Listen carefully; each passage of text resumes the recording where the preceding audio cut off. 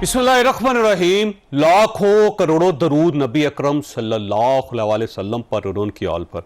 मेरा ताल्लुक क्योंकि एक देहाती इलाके के साथ है और वहाँ पे सदियों से एक रवायत चली आ रही है कि अगर आप किसी ख़ानदान को तबाह करना चाहते हैं तो उस ख़ानदान के अंदर लड़ाई टलवा दें। और अगर वहाँ पे लड़ाइयाँ शुरू हो गई तो फिर क्या होगा कि एक फरीक दूसरे फरीक से लड़ रहा है, बाप बेटे से लड़ रहा है, बेटा बाप से लड़ रहा है, भाई भाई से लड़ रहा है, बहनें भाइयों से लड़ रही हैं। और उसके बाद ये लड़ाई फिर थाने चली जाती है, फिर आप थाने में ख्वार होते हैं, वहाँ पे जलील होते हैं। फिर उसके बाद ये जो लड़ाई है अदालतों में चली जाती है, फिर वहाँ पर आप पैसे खर्च करते हैं, वहाँ पर ख्वारी बर्दाश्त करते हैं और अल्टीमेटली क्या होता है? अल्टीमेटली ये होता है कि आपका ख़ानदान तबाह हो जाता है। मुझे पाकिस्तान अब एक ऐसा खानदान नजर आ रहा है जिसके अंदर लड़ाइयां बेतहाशा हैं। यानी आप देखें कि ताजर ताजर के साथ लड़ रहा है, सियासतदान सियासतदान के साथ लड़ रहा है, सारी सियासी जमातें इस्टेब्लिशमेंट से लड़ रही हैं, इस्टेब्लिशमेंट जो है वो अदालतों के साथ लड़ रही हैं, अदालतें एक दूसरे के साथ लड़ रही हैं, जज जज के साथ लड़ रहा है और ये सारे मिलकर इलेक्शन कमीशन के साथ लड़ रहे हैं। और ऐसा महसूस होता है कि पूरे पाकिस्तान के अंदर लड़ाइयों के अलावा कुछ नहीं। अब सवाल ये कि जब इतनी ज़्यादा लड़ाइयाँ होंगी तो फिर पाकिस्तान प्रोग्रेस कैसे करेगा? एक बड़ा सवाल है कि आपने अगर चाहते हैं आप कि पाकिस्तान आगे बढ़े, इन मसाइल का कोई ना कोई हल तलाश करे, तो एक ही तरीका है कि सबसे पहले आपको ये लड़ाइयाँ बंद करनी पड़ेंगी, अंदरूनी लड़ाइयाँ भी और बैरूनी लड़ाइयाँ भी। क्योंकि पाकिस्तान सिर्फ अंदर नहीं लड़ रहा, बाहर भी लड़ रहा है। अफगानिस्तान के साथ फटा, ईरान के साथ फटा, इंडिया के साथ बहुत पुराना फटा और इसके अलावा भी दुनिया में किसी जगह कोई भी इशू डेवलप हो जाए तो वो पाकिस्तान का कोई ना कोई हिस्सा निकल आता है उसमें से। तो फिर इतनी लड़ाइयों के साथ पाकिस्तान कैसे प्रोग्रेस करेगा? एक सवाल है जो हम आज के शो में डिस्कस करेंगे। और इसके साथ साथ जो हमारी सियासी जमातें हैं उनका मसला ये है कि उन्हें मर्जी की अदालतें चाहिए, फिर उन्हें मर्जी का इलेक्शन कमीशन चाहिए और उसके साथ अब उन्हें मर्जी का मीडिया भी चाहिए। तो मीडिया किस किस को पूरा करेगा, किस किस के साथ चलेगा, ये भी एक सवाल है जो आज के शो में डिस्कस होगा। और फिर ये जो बजट आया उसमें टैक्स इतने ज़्यादा बढ़ा दिए गए हैं कि मेरा नहीं ख्याल कि अब किसी वर्किंग जर्नलिस्ट के लिए भी काम करना को आसान होगा। तो ये भी एक सवाल है जो आज के शो में डिस्कस होगा। हमारे साथ तशरीफ रखते हैं शौकत पराजा साहब, अतर काजमी साहब और मज़हर अब्बास साहब, तीनों सीनियर सहाफ़ी हैं। आप तीनों को अच्छी तरह जानते हैं, लिहाजा तारफ़ करवाने की या वजाहत करने की ज़रूरत नहीं। मज़हर साहब, सबसे पहले लड़ाइयों की तरफ आते हैं। ये फरमाइए जो इतनी लड़ाइयाँ हैं अल्टीमेटली ये पाकिस्तान को कहां लेके जा रही हैं? शुक्रिया चौधरी साहब। पहली चीज़ तो ये कि ये वो पाकिस्तान नहीं है जो कायदे आज़म का पाकिस्तान, जो कायदे आज़म ने विजुलाइज किया था पाकिस्तान। एक डेमोक्रेटिक पाकिस्तान जहाँ रूल ऑफ लॉ हो, जहाँ फ्रीडम ऑफ एक्सप्रेशन हो। वो ख़ुद भी बैरिस्टर थे और उन्होंने हमेशा रूल ऑफ लॉ की बात की। तो उसके कायदे आज़म की डेथ के बाद ये वो पाकिस्तान नहीं रहा जो, और ज़ाहिर है उनको वक्त ही नहीं मिला सही मानों में पाकिस्तान बनाने का। तो हमें जो पाकिस्तान मिला, यानी मैं अपने आप को कह सकता हूँ कि मेरी जब पैदाइश हुई तो उस वक्त उस मुल्क में मार्शल लॉ लगा था। और ये उससे पहले का पीरियड देख लें, मुझे हैरानगी होती है और कभी कभी मैं बहुत सोचता हूँ कि जो पहले पाकिस्तान के पहले 10 साल हैं, आप उन पहले 10 सालों को अपने पड़ोसी मुल्क के पहले 10 सालों से मवाजना कर लें, आपको अंदाज़ा हो जाएगा कि हमारी कोई सिमत नहीं थी और हमारे पड़ोसी ने अपनी सिमत का तयन कर लिया था कि हमें किस डायरेक्शन में जाना है। उन्होंने तयन कर लिया था कि हमें ये कॉन्स्टिट्यूशन है, इसके तहत हमें चलना है। डेमोक्रेसी, पार्लियामेंट्री डेमोक्रेसी हमारी लाइन होगी और उस पार्लियामेंट्री डेमोक्रेसी पे हमें चलना है। और उन 76 सालों में हमारे पड़ोसी मुल्क में सिर्फ एक बार इमरजेंसी लगी और हमारे यहाँ 4 बार मार्शल लॉ लगे। हमारे यहाँ ये डिसाइड नहीं हो सका कि प्रेसिडेंशियल फॉर्म ऑफ गवर्नमेंट सही है कि पार्लियामेंट्री फॉर्म ऑफ गवर्नमेंट है। हम ये तय नहीं कर सके कि जो मेजॉरिटी प्रोविंस है, बंगालीज हैं, उनको हुकूमत हम देने को तैयार नहीं थे। इसलिए 54 में हमने उनकी सूबाई असम्बली में जगतू फ्रंट की 2/3 मेजॉरिटी आई, हमने वो असम्बली तोड़ दी। तो हमने डायरेक्शन अपनी सेट नहीं की। तो जब डायरेक्शन आप नहीं सेट करते फिर अनार्की होती है। और इस वक्त जो आपको सूरत हाल लग रही है वो अनार्की की सिचुएशन लगती है, जहां हर इंस्टीट्यूशन में, रियासत के हर सतून में खला है और एक फ्लॉ है। और इसी वजह से आपको ये नजर आता है कि हर तरफ लड़ाई हो रही है। अब ये वैसे अतर काज़मी साहब आपकी तरफ आना है, ये वाकई लड़ाई सिर्फ सियासतदानों के अंदर नहीं रही। अब देखें ना, जो अफवाज पाकिस्तान के लोग जो हैं वो थानों पे हमले कर रहे हैं, अब थाने के लोग जो हैं वो उनके साथ लड़ रहे हैं बाकायदा सड़कों के ऊपर। फिर लाहौर हाई कोर्ट का एक पटा शुरू हो गया इलेक्शन कमीशन के साथ, इलेक्शन कमीशन का शुरू हो गया उनके साथ, फिर अदालतें एक दूसरे के साथ लड़ रही हैं, जज एक दूसरे के साथ लड़ रहे हैं, पाकिस्तान तहरीक इंसाफ सबके साथ लड़ रही है सर। तो ये इतनी लड़ाई जो है कहाँ मुल्क स्टैंड करे? देखिए इसकी बुनियादी वजह क्या है, बुनियादी वजह समझने की जरूरत है। जिस तरह अभी मजहर साहब ने फरमाया कि वो पैदा हुए तो मार्शाल्लाह लग गया, अब मुझसे वो सीनियर हैं, जब मैं पैदा हुआ तब दोबारा अगला मार्शाल्लाह लग गया, ज़ियाउल हक साहब का मार्शाल्लाह लग गया। जब वो मार्शाल्लाह लगा उसका क्या नतीजा निकला, जो जिसका जिक्र मजहर साहब ने किया, मुल्क 2 लख्त हो गया। ज़ियाउल हक साहब का मार्शाल्लाह लगा, क्या हुआ वहाँ पे, आइन और कानून को रौंदा गया। इस मुल्क को हेरोइन कल्चर, यहाँ पे दहशत गर्दी, क्लशनकोफ कल्चर, जो कुछ मिला वो आज तक उसका खमियाजा हम भुगत रहे हैं। आगे दोबारा भी और भी मिसालें मैं दे सकता हूँ। कहने का मकसद ये है कि जब आइन और कानून के ऊपर अमल दरामद नहीं होता, अमेरिका जैसे माशरे के अंदर भी अगर आप कानून की अमलदारी ख़त्म कर दें तो वहाँ पर भी क्याओस हो जाएगा, वहाँ पर भी एक दूसरे के साथ लड़ेंगे। ये नहीं है कि मगरिब में जो है इदारों के अंदर तनाव नहीं होता, इदारों के अंदर तनाव होता है, हर कोई अपनी स्पेस बनाने की कोशिश करता है, लेकिन उनको पता होता है कि ये बाउंड्री है, लेकिन रिजॉल्व की तरफ जाते हैं, ये रिजॉल्व की तरफ जाते हैं। ये हमें जो कुछ कायदे कानून है उनके तहत हमें चलना पड़ेगा, क्योंकि हमारी ताकत, किसी की भी ताकत एक माशरे के अंदर, एक डेमोक्रेसी के अंदर, चाहे कोई इदारा हो, कोई शख्स हो, कोई और इलेक्टेड बंदा हो, उसकी ताकत को कौन क्या चीज़ गारंटी करती है? आइन और कानून। अगर उसकी अमलदारी हो तो ये आप देखेंगे कि तनाव जरूर होगा, लेकिन इस लेवल पे लड़ाइयां नहीं आएंगी कि जो अनफॉर्चुनेट वाकयात का आपने जिक्र किया, एग्जीक्यूटिव और अदलिया के जो मामला आते हैं वो भी आपने देखे। तो मेरे ख्याल में बुनियादी वजह यही है कि हमने एज ए कौम, मैं किसी एक सियासी जमात, किसी एक इदारे या किसी एक जो सेगमेंट ऑफ सोसाइटी को ब्लेम नहीं करूंगा, सब ने इसमें अपना अपना हिस्सा डाला है। हमने एक फैसला करना है कि या तो हम इसी तरह लड़ते रहेंगे उस खानदान की तरह जिसका आपने शुरू में जिक्र किया और तबाह हो जाएंगे, या फिर हम एक खानदान बनेंगे, अपने इख्तलाफात के बावजूद महज़ब तरीके से जो है चलेंगे। जब तक हम ये फैसला नहीं करेंगे चौधरी साहब, मुल्क के लिए कुछ हम बेहतर नहीं कर सकते। प्रेस साहब आपसे भी यही सवाल है कि अल्टीमेटली ये लड़ाई पाकिस्तान को खा रही है, और कोई एक जगह भी ऐसी नहीं है जहां पे हम ये कहें समझें कि 2 इदारे एक दूसरे के साथ मिलके चल रहे हैं। हर इदारा एक दूसरे के खिलाफ है। सियासी जमातों के दरमियान तो था ही, लेकिन अब सियासी जमातों के अंदर भी ठीक ठाक किस्म की खौफनाक लड़ाई, बाहर भी अंदर भी। तो ये किस साइड पे जा रहा है पाकिस्तान? बहुत शुक्रिया चौधरी साहब। लड़ाई का मसला आज का नहीं है, ये तो इस सब कॉन्टिनेंट की तारीख है कि कभी ये एक मुल्क की हैसियत से था ही नहीं। ठीक, इसमें जनाब छोटी छोटी स्टेट्स, राजे महाराजे, और उस वजह से हमेशा जो भी इन्वेडर आया, वो नॉर्थ से आया या साउथ से आया, वो इन्वेडर ने आके यहाँ हज़ार साल हुकूमतें की, लेकिन इस सब कॉन्टिनेंट के हम लोग फिर भी नहीं सीखे। उस हिस्टोरिकल जेनेटिक बेस के ऊपर पाकिस्तान बना, वही कंटिन्यू किया। और अनफॉर्चुनेटली जब कोल्ड वॉर की हाइट थी, सुपर पावर्स के साथ अलाइनमेंट थी, प्रोबेबली पाकिस्तान वाहिद मुल्क था जो अनफॉर्चुनेटली डिसमेंबर हुआ। और वजह क्या थी? वही लड़ाई यानी 50 में पैरिटी फार्मूला, मदर साहब असेंबली तोड़ने की बात कर रहे हैं, पैरिटी फार्म 1 यूनिट बना के, क्योंकि जी उनकी अक्सरियत है, लेकिन हम उसको बराबर समझे, ये 4 सूबे मिला के उसके बराबर कर लिया, उसके बराबर। फिर भी उनकी आबादी ज्यादा थी, लेकिन वो जो एग्जैक्टली, लेकिन हमने डिनाइल ऑफ जो मेजॉरिटी है, अनफॉर्चुनेटली अगर ये समझा जाए शुरू से लेकर आज तक डिनाइल टू मेजॉरिटी, वो बेशक 80s हो, वो 90s हो, वो 70s हो, वो 60s हो, हमने एक फार्मूला रखा हुआ है। और अनफॉर्चुनेटली इदारों की आपने बात की, जो चेक होता है ना, अमेरिकन एग्जांपल दी जा रही है, तो उनके एक जॉन मार्शल चीफ जस्टिस आए थे शुरू में ही 1808 में कहीं। John Marshall chief justice of United States, उसने एक डायरेक्शन सेट की, उसने कहा no and no mean no. उसके बाद कोई हिल नहीं सका। अनफॉर्चुनेटली यहाँ जस्टिस मुनीर का जो फैसला था 1954 का, उसने हमें कहीं का नहीं छोड़ा। और वो पता नहीं नजरिया जरूरत एक आया था जब आसमा जिलानी केस था, उसमें याह्या खान के बाद कहा गया कि ये इन्होंने दी द यूजर पर, अदरवाइज सलाम किया गया जो भी पावर थी जब भी पूरी हमारी तारीख में।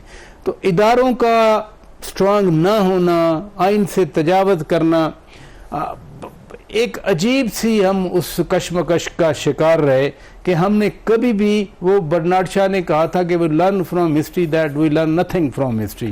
एटलीस्ट हमने 76 सालों में हमने तारीख से सबक नहीं सीखा। अब अगली बात जो आप कर रहे हैं सियासी जमातों के अंदर, देखें ओपिनियन होनी चाहिए, डाइवर्सिटी जो है वो ब्यूटी होती है, but not at the level of कि आप फिर इतनी इख्तलाफ हो कि आप निकल जाएं, नई पार्टी बना लें।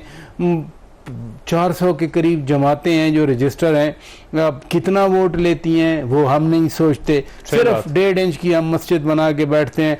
वजह सिर्फ वही है कि एक अजीब सी अंदर एक इगोइस्टिक जीन्स हैं इस पूरे एरिया में, और उसका काबू कैसे किया गया है। मसलन इंडिया के पर्सपेक्टिव में एक जमात उभरी, वो फंडामेंटलिस्ट जमात है, राइटिस्ट है, उसने थ्रू हुक एंड क्रुक बराबर करके रख दिया। सिमिलरली चाइना है फॉर एग्जांपल, वो एक पार्टी है, वो जनाब अभी हु जुनताओ का आपने देखा उन्होंने क्या असर किया, एक एक्स प्रेसिडेंट है, उन्होंने स्ट्रिक्ट कंट्रोल रखा है।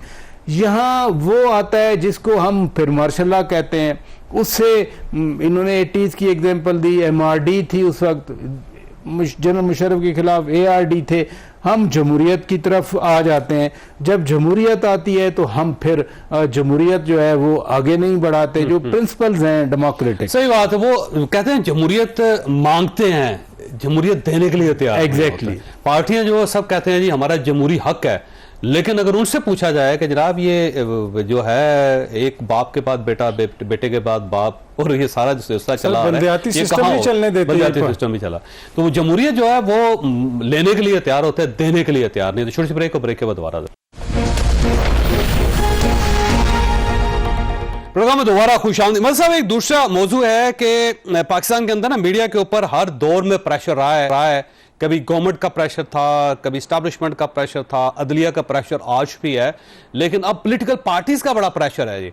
हर पार्टी ने अपना एक चैनल रख लिया है और अपने कुछ एंकर्स रख लिए हैं, और वो सिर्फ वहीं पे कंफर्टेबल होते हैं, और दूसरे एंकर को मजबूर किया जाता है, दूसरे चैनल को मजबूर किया जाता है कि अगर आप ये चाहते हैं कि हमारी प्रेजेंस हो आपके साथ, या आपको हमसे कोई फायदा हो, तो फिर आपको हमारी बात माननी पड़ेगी। तो ये जो इस टाइप की ब्लैकमेलिंग है, अल्टीमेटली ये मीडिया को कहां लेके जाएगी?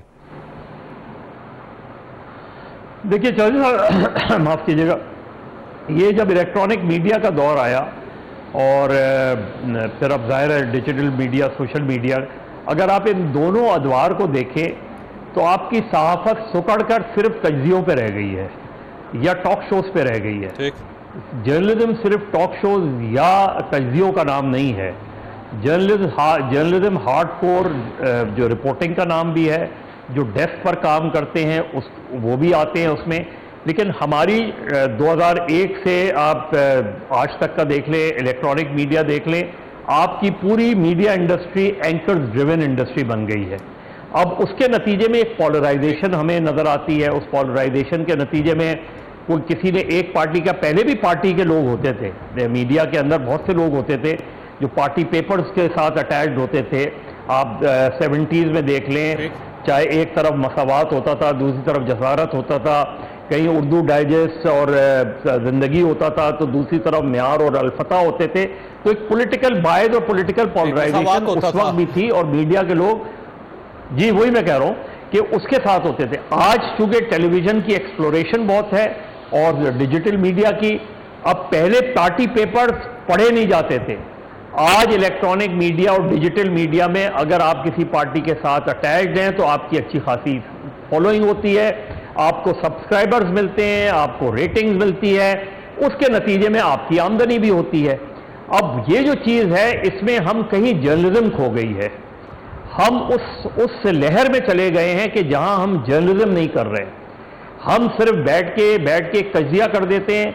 और तज्जिया जाहिर है, जो प्रिंट मीडिया में कॉलम्स होते थे, एनालिसिस होते थे, वो भी होते थे, लेकिन सिर्फ वो नहीं होते थे, वहां बड़ी हार्डकोर रिपोर्टिंग भी होती थी, इन्वेस्टिगेटिव जर्नलिज्म भी होती थी। वो सारी चीजें हमने खत्म कर दी हैं।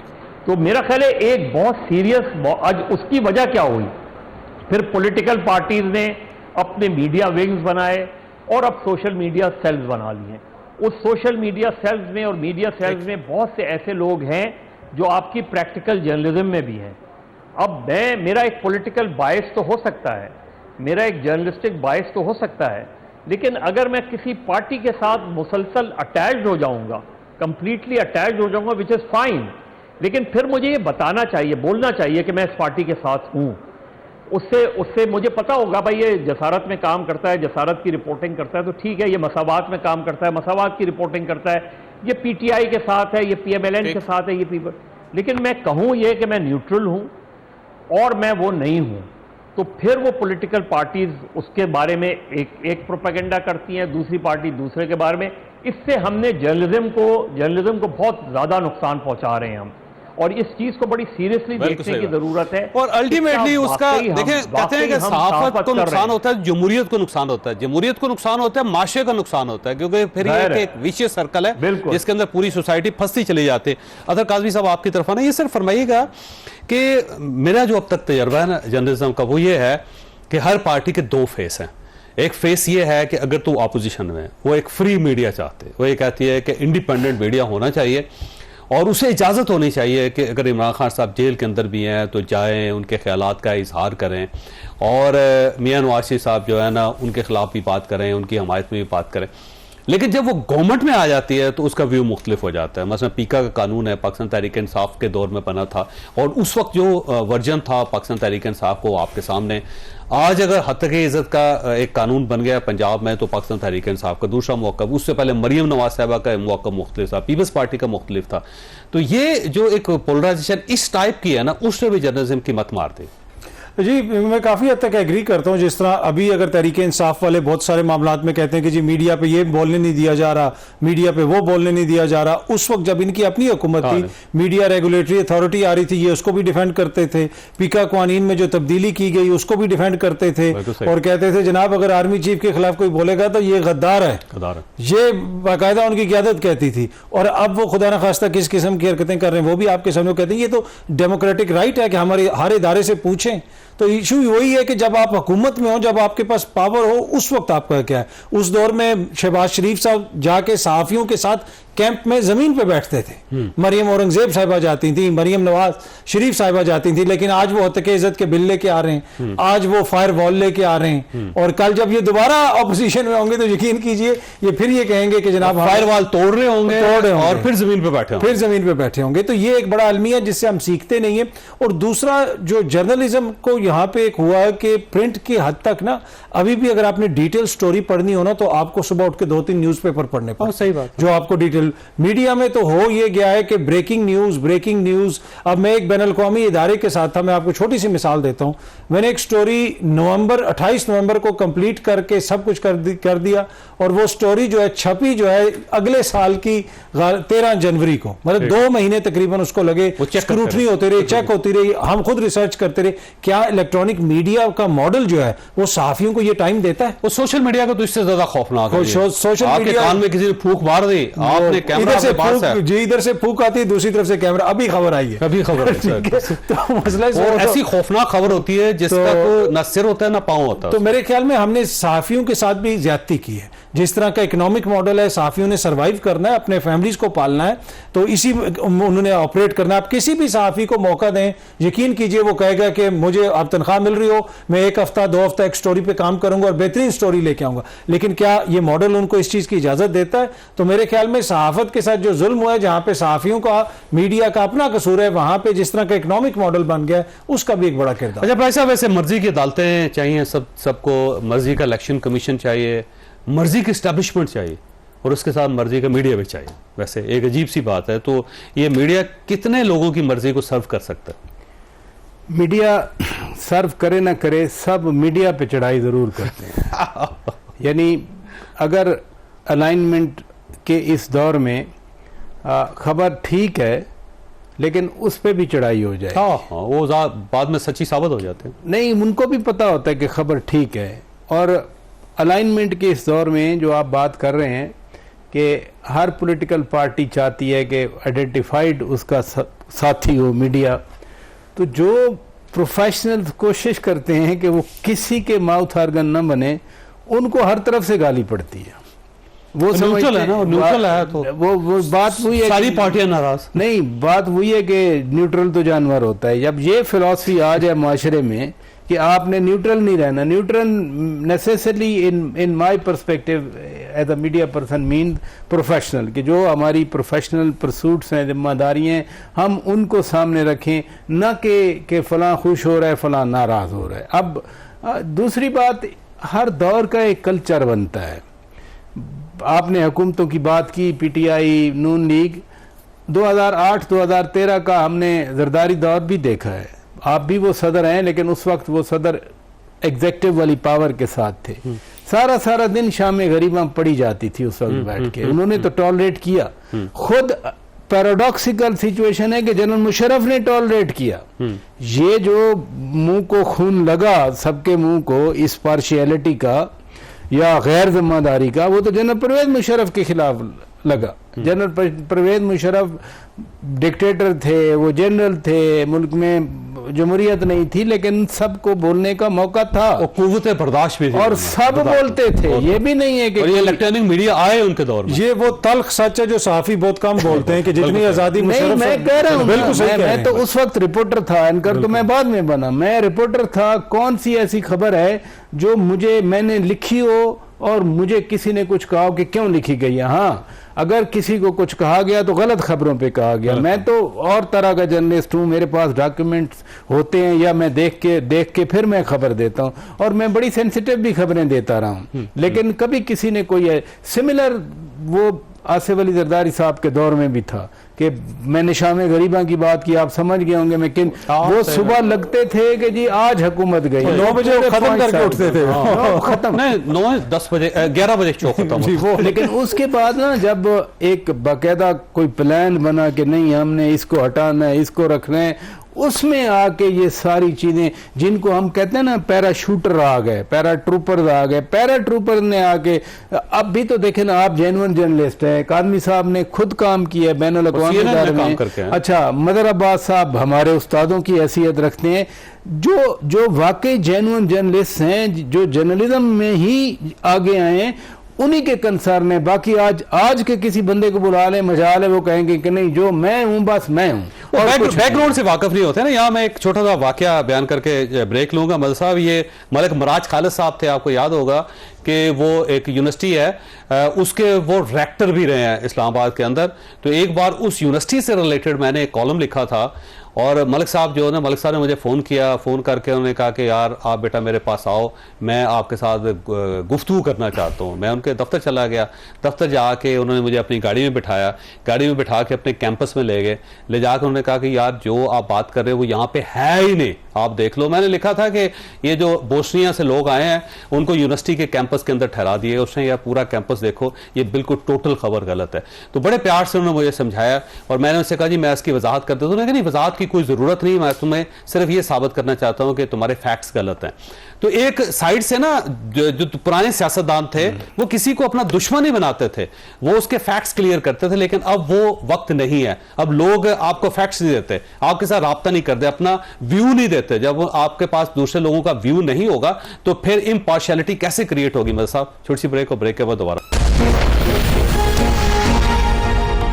प्रोग्राम में दोबारा खुश आमदीद। मदर साहब, आपने जब जर्नलिज्म स्टार्ट की थी, जाहिर है अभी भी आप माशाल्लाह ठीक ठाक ज़बरदस्त किस्म के सीजन जर्नलिस्ट हैं, तो आपको याद होगा कि हर पार्टी अपना व्यू देती थी। वो आपको लिख के भिजवाते थे, अपने शो में अपने तर्जुमान को भेजते थे कि वो अपने आपके फैक्ट्स ठीक करे, बात करे। लेकिन अब कोई पार्टी ये नहीं करती, वो सिर्फ आपको पुश करती है। वो कहती है कि जो हम कह रहे हैं सिर्फ वही बात दुरुस्त है, और अगर आपने वो ना की तो इसका मतलब ये हुआ कि आप हमारे मुखालिफ हैं। तो अब दूसरा व्यू अगर आएगा ही नहीं तो न्यूट्रल कैसे होगा मीडिया फिर?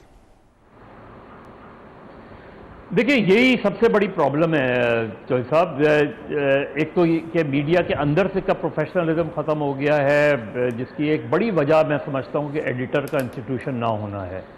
क्योंकि एडिटर जब होता था तो एडिटर के पास फाइनल से एडिटर की होती थी, और उसके बाद कोई खबर अगर गलत, उसके बाद भी कोई खबर गलत लग जाए तो फिर एडिटर अपनी जिम्मेदारी लेता था। वो अपने रिपोर्टर को प्रोटेक्ट करता था कि मैं जिम्मेदार हूँ, क्योंकि मेरे जो है वो निगाह के नीचे से वो खबर होके गई है। यहाँ यही प्रॉब्लम आ रही है। देखिए, अभी शौकत पराचा साहब, ऐसा नहीं है, परवेज़ मुशर्रफ जनरल ज़िया से मुख्तलिफ थे, लेकिन ऐसा नहीं है कि परवेज़ मुशर्रफ के पीरियड में चीज़ें रोकी नहीं गई थी। मेरे अपने 2 प्रोग्राम रोक दिए गए थे, एक बलूचिस्तान के ऊपर था और एक तो चले बलूचिस्तान एक सेंसिटिव मसला था, हालांकि उनके कहने पर वो रोकना समझ में आता, उनका प्रेशर था। लेकिन दूसरा प्रोग्राम जो था, जो और वो खबर भी बाद में रोकी गई, वो खबर क्या थी? वो खबर जनरल मुशर्रफ के 10 दोस्तों का एक बयान था, अगर आपको याद हो, कि उनके साथ जिन लोगों ने काम किया था उन्होंने मुशर्रफ साहब को मशवरा दिया था कि अब आप रिज़ाइन कर दें। और उसमें जो लोग थे उनमें जनरल तनवीर नकवी शामिल थे, उसमें जावेद जब्बार शामिल थे। उनको बुला के मैंने प्रोग्राम किया, उस ज़माने में मैं हम टीवी पे करता था, वो प्रोग्राम ऑन एयर नहीं होने दिया गया उस पर। तो हर चीज़ का, लेकिन मुशर्रफ से मुझे इसलिए कि मुशर्रफ ने अगर ये किया है तो मुझे ताज्जुब नहीं है। लेकिन अगर नून लीग में नवाज शरीफ अगर 97 में एडिटर्स के टेलीफोन टैप करवाएं और उसके बाद 2016 में मुस्लिम लीग नून पैका 2016 लेकर आए और फिर Pakistan Tehreek Insaf media development authority लेकर आए और फिर आज हतक इज्जत का कानून, मीडिया रेगुलेटरी अथॉरिटी, एक्स के ऊपर पाबंदी, ये सारी चीज़ें एक डेमोक्रेटिक गवर्नमेंट के अम्ब्रेला के नीचे हो रही हैं, विच इज शॉकिंग।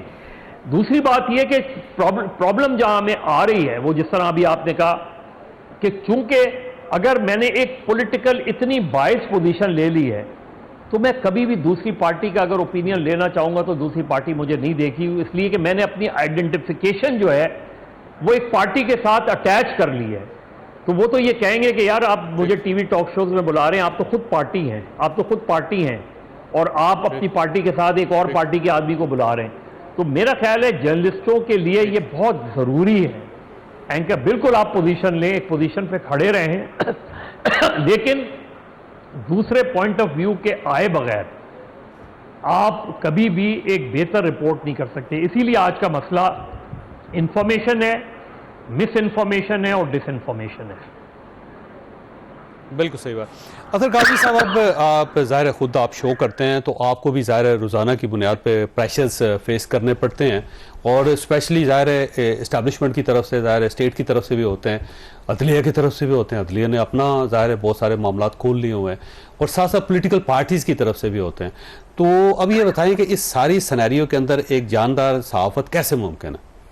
देखिए, मेरे ख्याल में पाकिस्तान के मीडिया को हम क्रिटिसाइज तो बहुत करते हैं, बहुत सारे प्रेशर्स हैं। सिर्फ देखें, ये तो कुछ आपने बता दी जो बड़े विजिबल किस्म के प्रेशर्स हैं। यहाँ पे खुदा न खास्ता आपके मुंह से कोई गलत लफ्ज निकल जाए तो तरह तरह के फतवे आपके ऊपर लग जाते हैं। पिछले दिनों मेरा ख्याल है वो काशिफ बाजी साहब के शो में एक क्रिकेटर ने कह दिया, कुछ कह दिया तो कुछ भी, तो बहुत सारे प्रेशर्स आपको फेस करने पड़ते हैं सोसाइटी की सतह पे भी। एंड ऑफ द डे ये जितनी भी चीजें हैं ये एक तरह से रिफ्लेक्शन है आपकी सोसाइटी की। पॉलिटिकल पार्टीज के अंदर कौन लोग हैं, उनका जो वोटर सपोर्टर है, अगर खुदा खास्ता किसी बंदे को गालियां देता है तो वो पाकिस्तान के ही बच्चे हैं ना। तो वो ये सारी चीजें हमें देखने की जरूरत है कि इस नहज पे चीजें पहुंची क्यों हैं। तो ये है। बाकी देखें, प्रेशर यकीनन मैं आपकी बात से 100% एग्री करता हूं, लेकिन इन सारे प्रेशर्स के बावजूद, तमाम तर क्रिटिसिज्म के बावजूद, मैं अभी भी समझता हूं कि media is a force for good.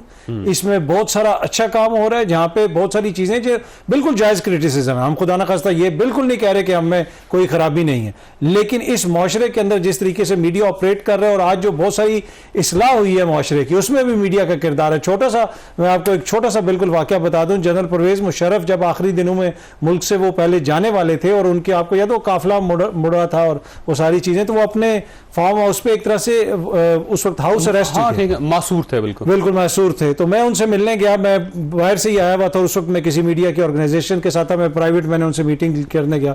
मैंने उनको कहा कि आपका रिग्रेट सबसे बड़ा ये है कि आज शाम को टीवी चैनल्स पे जिस तरीके से आपके खिलाफ बात होती है, तो ये एग्जैक्ट मैं वर्ड्स कोट कर रहा हूं जनरल मुशर्रफ के। उन्होंने कहा नहीं अतर, ये एक सदका जारिया है, तुम देखोगे कि आने वाले दिनों में जो है ना ये मीडिया से बहुत सारा फायदा होगा, लोगों को आवाज मिलेगी, तो मैं रिग्रेट नहीं करता। हाँ, मुझे इसका नुकसान जरूर हुआ, इसकी वजह से मैं घर गया हूं, लेकिन ये I am the victim of my own creation. तो वो, तो मेरे ख्याल में मीडिया उसमें बहुत सारी अच्छी चीजें, हमें बिल्कुल मायूस होने की जरूरत नहीं। अच्छा, वैसे शोकत प्राइस साहब, फरमाइए, सोशल मीडिया जो है ना, मेरा ख्याल है वो ज्यादा बड़ा प्रेशर है और कोई ऐसा खौफनाक प्रेशर है कि वो बाकायदा इस मीडिया को ड्राइव करता है, वो प्रिंट मीडिया को ड्राइव करता है, अब तो पोलिटिकल पार्टीज और पूरी स्टैब्लिशमेंट और पूरी रियासत को भी ड्राइव करता है। तो क्या पूरी सोसाइटी हॉस्टेज हो गई है सोशल मीडिया की? सवाल है, लेकिन ब्रेक और ब्रेक के दोबारा।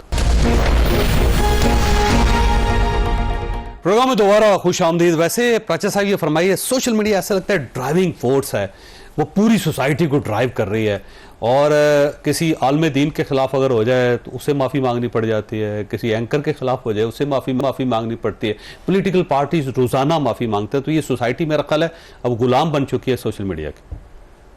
चर साहब, क्या सिर्फ पाकिस्तान में है?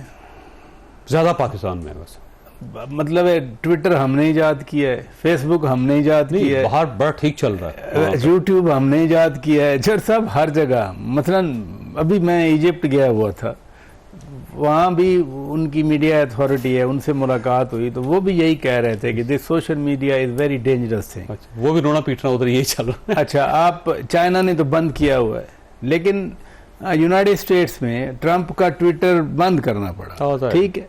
इसलिए ये हम कोई अजीब अपने आप को समझें कि हम कोई अलग मखलूक हैं जिसको ये मसाइल का शिकार, ऐसे मसाइल का शिकार हैं। दुनिया में चैलेंजेस होते हैं। अभी टीवी की बात हो रही थी, अभी मदर साहब भी कह रहे थे, मुझे याद है वो जो लेटर था, एक था कोई 2-3 पेज का लेटर था, वो हमने भी खुद भी खबर छापी थी। यानी खबर कैसे आई थी? मीडिया के जरिए आई थी ना। पता कैसे चला था? जनरल मुइन भी साथ थे ना, जो सिंध के गवर्नर भी रहे, मुइन हैदर साहब जो इधर इंटीरियर मिनिस्टर, उनका भी सिग्नेचर थे।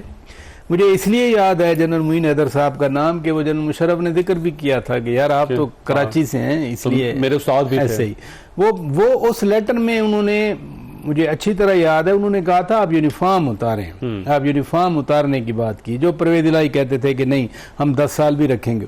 कहने का मकसद यूनिफॉर्म में इलेक्ट करवाएं, कहने का मकसद है कि ये सारी चीजें उसी मीडिया के थ्रू ही सामने आई ना, वो कोई ऐसे कोई जैकोबिन क्लब तो नहीं था। वैसे इसमें मीडिया की कंट्रीब्यूशन भी बहुत ज्यादा है वैसे। अच्छा, अब जो दूसरा मसला है, देखे ना, कमर्शलाइजेशन भी हुई है। मसलन अभी टीवी चैनल की बात हो, पता चलता है बहुत किसी बड़े पैसे वाले ने ये चैनल या खरीदा है या खोला है, और वो अपनी मर्जी से चलाएंगे।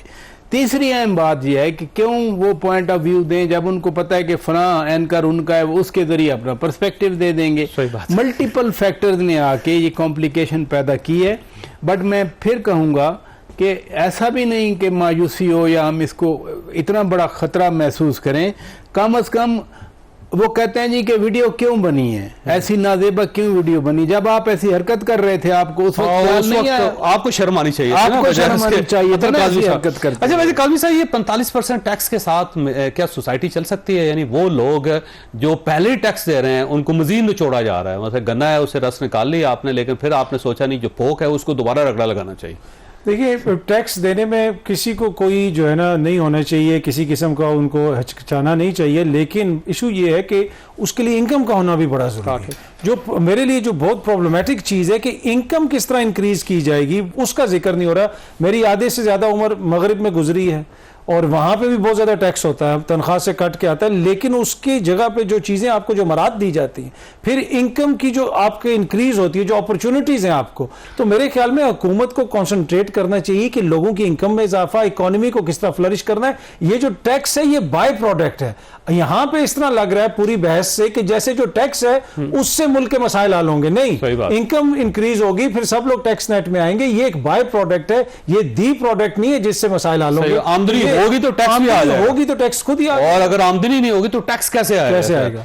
वैसे मल साहब ये फरमाइएगा सर, ये जो 45% का फिनोमेना है ना, ये इसने अजीब सा कंफ्यूजन पैदा कर दिया है कि जो प्राइवेट सेक्टर है वो कमाएगा और जो गवर्नमेंट सेक्टर है उसकी तनख्वाहों में इजाफा होगा, उसके पर्क्स में इजाफा होगा। देखिए, मुझे एक तो चीज़ समझ में चौधरी साहब, अभी वो पिछली जो हम डिस्कशन कर रहे थे उसमें ये कि जो कागज़ की उस पर भी ड्यूटी उन्होंने मज़ीद बढ़ा दी है। यानी पहले ही आपके यहाँ पढ़ने लिखने का रुझान वैसे ही कम है, तो और किताबें और महंगी हो जाएंगी, कागज़ और महंगा हो जाएगा। तो मेरा ख्याल है इसकी कोई जस्टिफिकेशन। दूसरी, सैलरीड क्लास पे जो टैक्स लगाया है, मेरा ख्याल है ये सुसाइड है। ये सुसाइड उनके लिए नहीं है जिन्होंने लगाया है, ये उनके लिए जिन पर लगाया गया है, और इनको अंदाज़ा ही नहीं है कि इसके कॉन्सिक्वेंसेस क्या होंगे। इसको मेरा ख्याल है कि तमाम जमातें, मुस्लिम लीग नून हुक्मरान है, उनके अंदर भी बहुत से लोग ऐसे हैं जो बाज़मीर लोग हैं, वो खुद बताएं। आप इस पूरी पार्लियामेंट में इन चारों सूबाई असेंबलियों में बताएं कि कितने लोग हैं जिनको मंथली सैलरी मिलती है। मैं कौमी असेंबली के ऑनरेरियम की बात नहीं कर रहा, मैं असेंबलियों की उसकी बात नहीं कर रहा। इनमें से कितने लोग हैं जो सरकारी नौकरी करते हैं या प्राइवेट जॉब्स करते हैं? ज़्यादातर लोग, मेजॉरिटी मेरा ख्याल है 80-90% तो वो है जो जागीरदार हैं, ज़मींदार हैं, या इवन बहुत से जो मिडिल क्लास के लोग हैं, उनकी प्रोफेशनल जॉब्स क्या हैं, उनसे पूछें। उनमें से कितने लोग हैं जो ये टैक्स देने की पोजीशन में है, जो सैलरी क्लास है। फिर जैसे अतहर काज़मी ने कहा, हर मुल्क जो है बिल्कुल टैक्स अच्छे होने चाहिए, लगने चाहिए। मुझे इन रिटर्न क्या मिलता है उस टैक्स के? क्या मुझे पानी मिल जाता है? क्या मुझे बिजली मिल जाती है? ठीक है। क्या मुझे सेहत की सहूलत मिलती है? दवाई मिल जाती है? क्या मुझे जो है तालीम मिलती है? जो बाहर के मुल्कों में मिलता है, तो बाहर के मुल्कों में जब मैं टैक्स देता हूं तो मुझे पता है कि उसका रिटर्न क्या मिलता है, मुझे कितनी जगहों पे मुझे प्रोटेक्ट किया जाता है, सिक्योर किया जाता है। यहां आप टैक्स काट लेते हैं, लेकिन इन रिटर्न नलके में पानी नहीं आता और गटर का पानी जाता नहीं है। ये जो सूरत हाल है, आप गवर्नमेंट हॉस्पिटल में चले जाएं, वो कहां पे होगा प्राइस साहब? बस यही है ना। प्राइस आखिरी थोड़ा टाइम रह गया, ये बताइएगा कि अल्टीमेटली गवर्नमेंट के पास ऑप्शन क्या है फिर? नहीं, गवर्नमेंट के पास देखें ना, अभी तो सिर्फ एक ही ऑप्शन है, टैक्स बढ़ा दो। हाँ, बढ़ा दो, सही बात। बाकी खर्चे कम करें। आपने 25% उधर बढ़ा दिए। सही बात। मैं 150% एग्जेक्टिव अलाउंस पीएम सेक्रेटेरिएट वाले, फाइनेंस मिनिस्ट्री वाले, जितने ये लोग हैं वो पहले से ले रहे हैं। 75 अरब रुपए आप प्राइवेट सेक्टर की जेब से निकाल के उधर डाल रहे हैं आप। प्लस ग्रोथ, कहते थे इस्लाहात आएगा, बजट होगा, ग्रोथ का बजट होगा। क्या नजर आया बजट डॉक्यूमेंट में सवाए टैक्सेस के? कि आप सीमेंट पे बढ़ा दें, आप चीनी बढ़ जाएगी, अद्वियात बढ़ जाएंगी।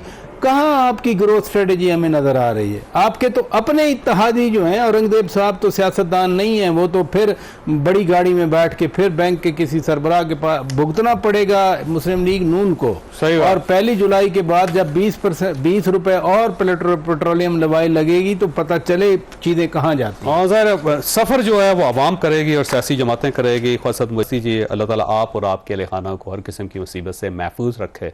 अल्लाह हाफिज़।